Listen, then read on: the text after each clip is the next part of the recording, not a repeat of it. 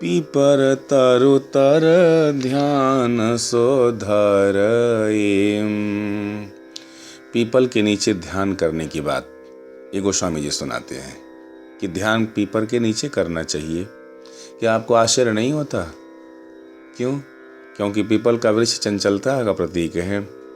तेज हवा की तो बात छोड़िए, हवा न भी चले तो पीपल के पत्तों की सरसराहट सुनाई देती है।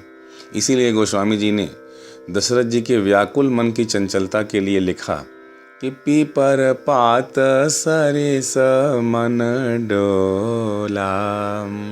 उनका मन पीपल के पत्तों के समान डोलने लगा। अब ये बड़ा विचित्र लगता है कि जो इतना चंचल है, भाई चंचल पीपल के नीचे ध्यान लगाना। अरे ध्यान करने के लिए ऐसे स्थान का चयन किया जाता है जहाँ शोरगुल न हो, बिल्कुल एकांत हो। लेकिन गोस्वामी जी ऐसा क्यों कहते हैं? संकेत क्या है इसके पीछे?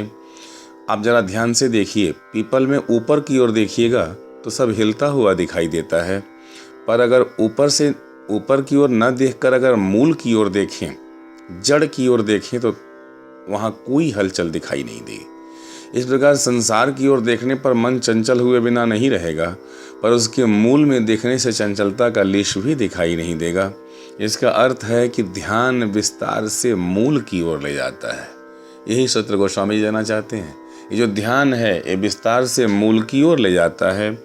व्यक्ति बाहर कितना हो विस्तार कर ले, हम और आप बाहर कितना हो विस्तार कर लें, अंततो गत्वा सब कुछ समेट कर भीतर लौटना ही पड़ेगा, मूल तत्व तक लौटना ही पड़ता है।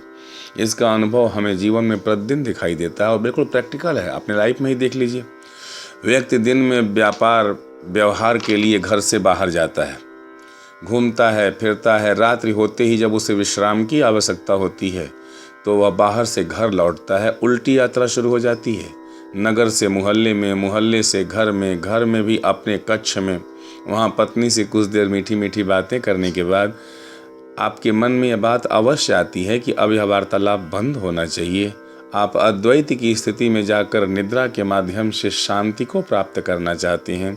इस तरह व्यक्ति का शरीर ही बताता है, हमारा आपका शरीर ही बताता है कि सुख के लिए यदि हम बाहर जाते हैं तो शांति के लिए हमें भीतर लौटना ही पड़ेगा।